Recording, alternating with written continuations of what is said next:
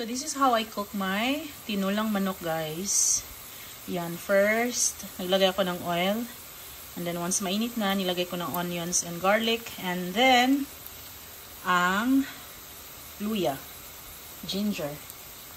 Ayan, and maya-maya ilalagay ko ang lemongrass, guys, tanglad. Okay, ilagay na natin ang lemongrass. Ayan, tapos haluin mabuti.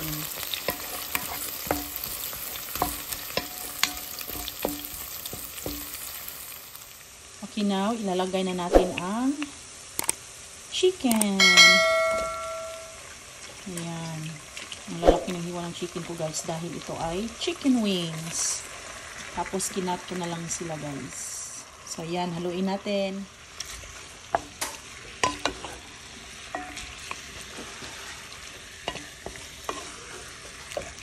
And then lalagyan ko ng fish sauce, guys. Any brand, pwede, basta fish sauce. Para pang lasa. Ayan.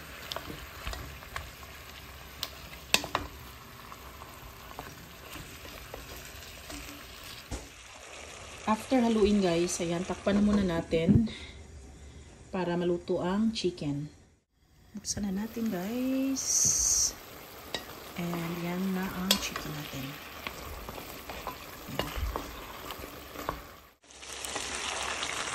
Yan na, guys, after 5 minutes.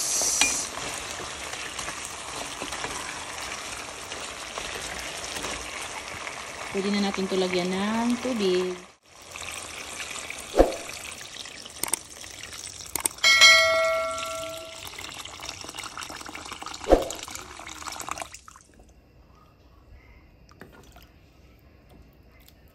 Ayan, pakuluin na natin, guys. Takpan na natin ulit. Kumukulo na, guys.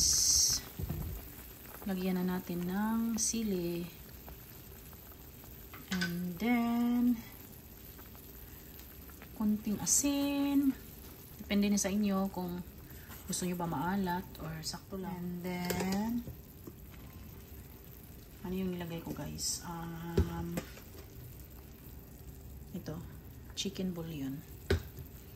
Ayan, haluin na naman natin.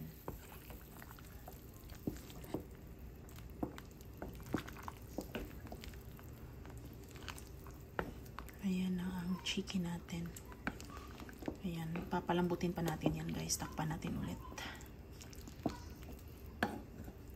Tikman natin pag kumukulo na, tikman natin kung kumusta ang lasa. Kung kailangan pa bang dagdagan ng salt or okay na ba.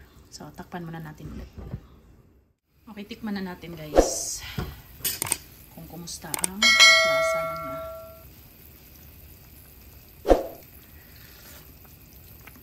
Ayan, medyo okay naman. Masarap na, guys. And ang chicken natin yan so far. Papalambutin ko pa, guys. Malambot na ang chicken, guys, kaya ilalagay na natin ang